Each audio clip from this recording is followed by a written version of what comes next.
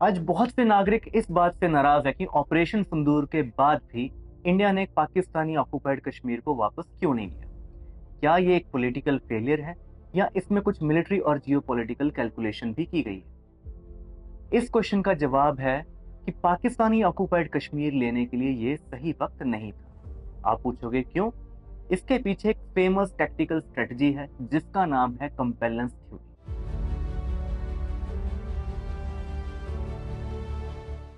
Compliance और deterrence, ये दो थ्योरीज हैं जिनको दुनिया भर की मिलिट्रीज यूज करती हैं अपने ऑपरेशंस प्लान करने के लिए। कंपेलेंस थ्योरी और डेटरेंस थ्योरी को डिफाइन किया था एक famous American strategist Thomas shelling.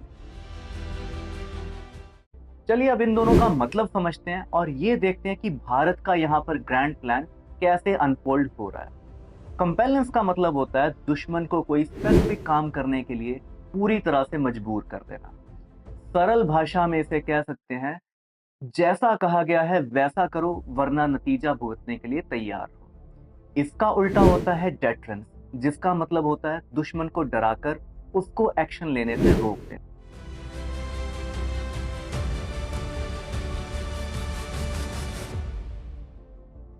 आपने पाकिस्तान के पॉलिटिशियंस के स्टेटमेंट जरूर सुने होंगे जहां वो अपने न्यूक्लियर वेपन्स को डेटरेंस का नाम देते हैं। यानी कि उनका मतलब है कि पाकिस्तान के परमाणु हथियार भारत को डराने के लिए हैं ताकि इंडिया पाकिस्तान में घुसने की कोशिश ना करे। दुनिया के ज्यादातर देश डेटरेंस थ्योरी का इस्तेमाल करते हैं और अपने दुश्मन को उसकी मर्यादा में रोकने के लिए इस थ्योरी को वो उपयोग में लाते हैं। लेकिन ऑपरेशन सिंदूर में भारत ने पहली बार कंपेलेंस स्ट्रेटजी का इस्तेमाल किया है। इंडिया ने पाकिस्तान को यह सिग्नल दिया है कि अगर तुम टेररिस्ट को सपोर्ट करते रहोगे तो इंडियन फोर्सेस बार बार आकर तुम्हारी मिलिट्री और टेररिस्ट इंफ्रास्ट्रक्चर को नुकसान पहुंचाएंगी और तुमसे उसकी गलतियों की कीमत वसूलेंगी।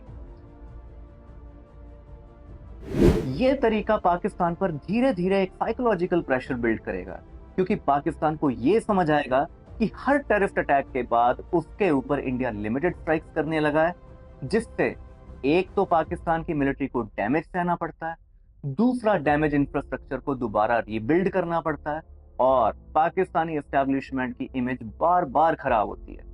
वैसे इंडिया ने यहाँ एक और फेमस स्ट्रेटजी का इस्तेमाल किया है जिसका नाम है कॉस्ट इम्पोजिशन। मतलब कॉस्ट इम्पोजिशन का मतलब है कि टेररिज्म को पाकिस्तान के लिए एक महंगा बिजनेस बनाया जाए।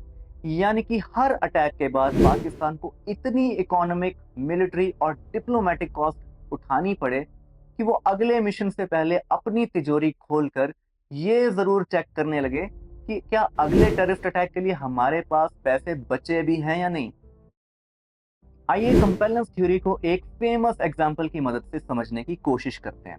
1962 में यूएसएसआर ने सीक्रेटली क्यूबा में न्यूक्लियर मिसाइल्स लगाना शुरू कर दी थी। ये अमेरिका के लिए एक डायरेक्ट थ्रेट था। उनसे सिर्फ 150 किलोमीटर की दूरी पर न्यूक्लियर वॉरहेड्स लगाए जा रहे थे। तो यूएसए के प्रेसिडेंट जॉन एफ कैनेडी ने एक क्लासिक कंपैरिजन स्ट्रेटजी का यूज करते हुए यूएसएसआर को उन्होंने फोन लगाया और कहा कि हम वॉर नहीं चाहते, बल्कि उन्होंने यूएसएसआर को ओपन वार्निंग दी कि अगर तुमने ये मिसाइल्स नहीं हटाई तो हम मिलिट्री एक्शन लेंगे, चाहे उसके लिए हमें न्यूक्लियर वॉर पर क्यों ना जाना पड़े। यानी कि दूसरे के ऊपर एक क्लियर कंपेलेंस की, ये अभी यहां से हटाओ वरना इसका अंजाम तुम्हें भुगतना पड़ेगा।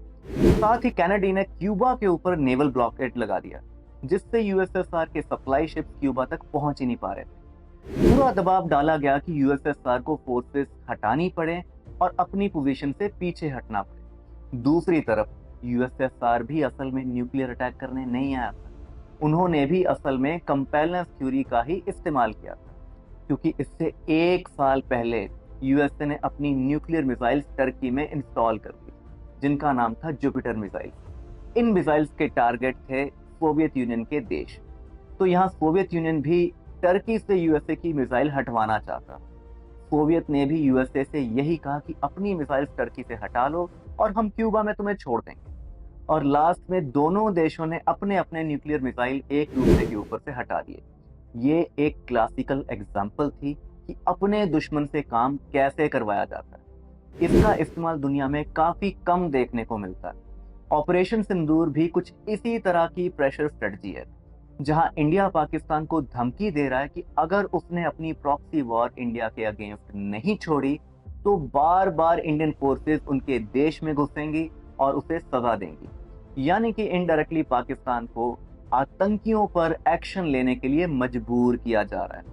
इसलिए आपने सुना होगा कि अलग अलग मिलिट्री ऑफिसर्स बार बार ये बयान दे रहे हैं कि ऑपरेशन सिंदूर अभी खत्म नहीं हुआ है, ताकि पाकिस्तानी मिलिट्री पर अब प्रेशर परमानेंटली बना दिया जाए। अब आप यहाँ ये पूछोगे कि ये सब तो ठीक है, अगर इंडिया ने पाकिस्तान के एयर बेसिस टारगेट कर ही दिए थे तो पाकिस्तानी ऑक्युपाइड कश्मीर भी ले लेना था। इतना अच्छा मौका गवा क्यों दिया?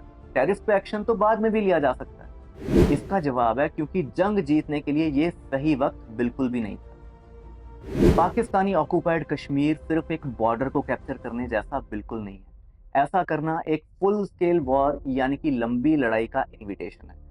अगर इंडिया अपनी ग्राउंड ट्रूप्स भेजकर पाकिस्तानी ऑक्युपाइड कश्मीर ऑक्युपाई करना स्टार्ट कर देता तो ये एक कॉन्वेंशनल वॉर का फॉर्मल बिगिनिंग बन जाता। अब आप यहाँ बोलोगे कि कॉन्वेंशनल वॉर तो हम पाकिस्तान से जीत ही सकते हैं, हमारे पास मिलिट्री बेटर है, प्रॉब्लम कहाँ पर है?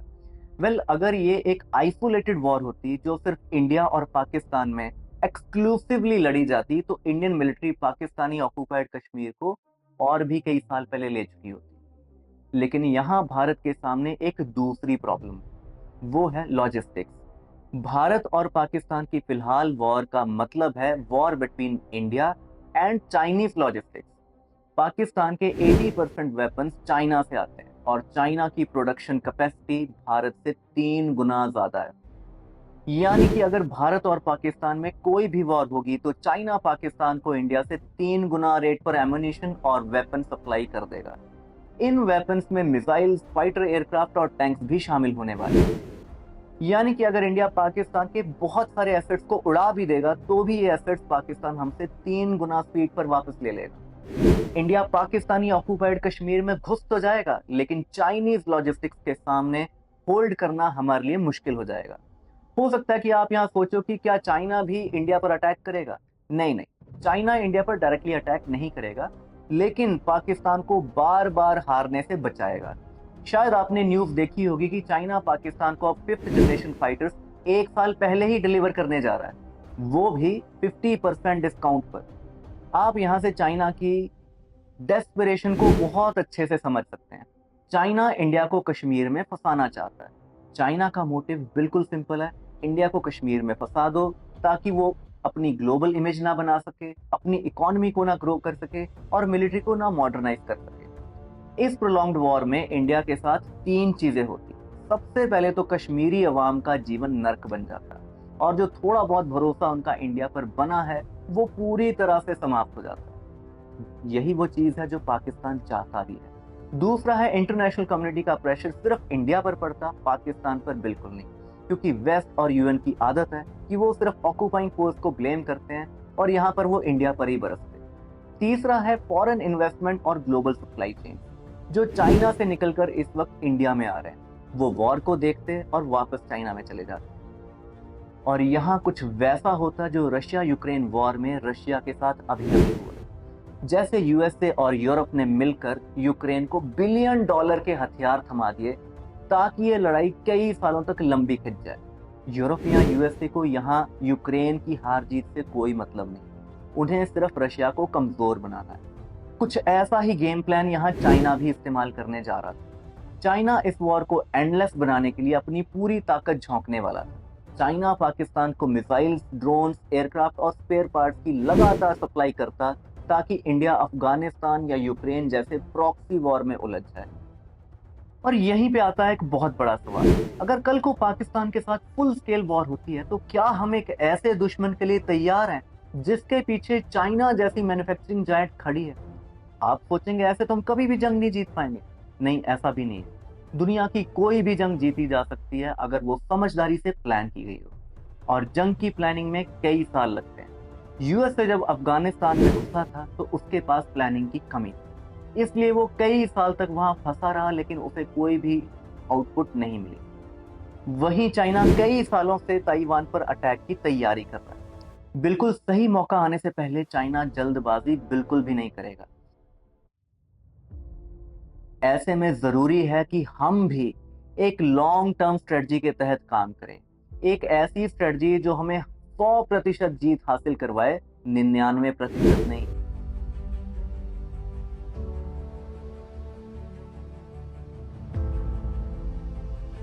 अगर हम इंडियन फोर्सेस की बात करें तो इंडियन फोर्सेस को ये अच्छे से पता है कि फॉरेन से खरीदे हुए हथियारों से जंग नहीं जीती जा सकती।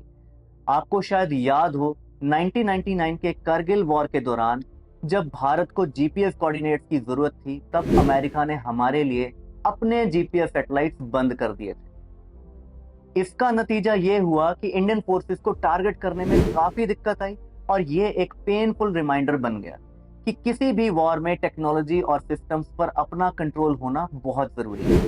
इंडियन फोर्सेस पिछले एक दशक से इसलिए मेक इन इंडिया और आत्मनिर्भर डिफेंस पर लगातार मेहनत कर रही है। ऑपरेशन सिंदूर के दौरान आपने देखा होगा कि पहली बार इंडियन एयरफोर्स ने डीप स्ट्राइक्स के लिए इंडिजिनस वेपन्स का यूज किया और इसकी सक्सेस हमारे सामने है कि इंडियन मिसाइल्स को चाइना के एयर डिफेंस बिल्कुल भी रोक नहीं पाए। दूसरी तरफ इंडियन नेवी के वॉरशिप्स एक्टिव डिप्लॉयमेंट में बिना किसी फॉरेन डिपेंडेंसी के चले गए। तीसरा, भारत ने स्पेस बेस्ड सर्वेलेंस और साइबर इंटेलिजेंस का यूज किया, जो इससे पहले सिर्फ इंपोर्टेड सिस्टम्स पर किया जाता था।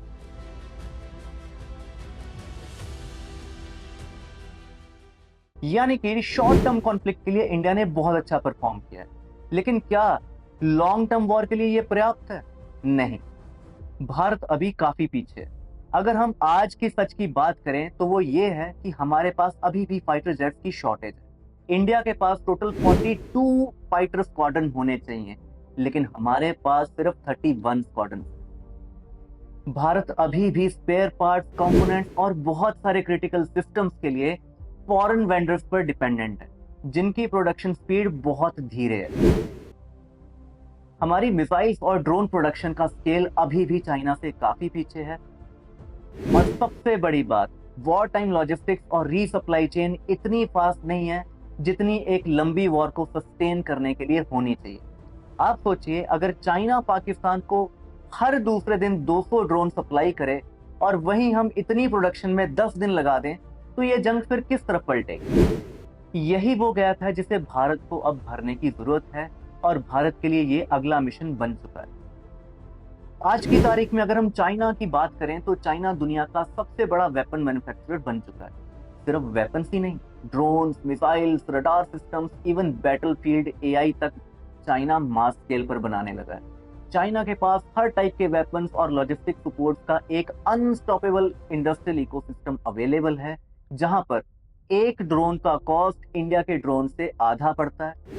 10 दिन में एक मिसाइल प्रोडक्शन लाइन 50 से ज्यादा मिसाइल्स प्रोड्यूस कर देती है और स्पेयर पार्ट्स का तो एक ओशन जैसा स्टॉक हमेशा चाइना के पास रेडिली अवेलेबल है। यानी कि अगर कल हम पाकिस्तान से लड़ते हैं तो असल में हम पाकिस्तान के साथ नहीं, चाइना के साथ एक प्रॉक्सी वॉर लड़ रहे होंगे।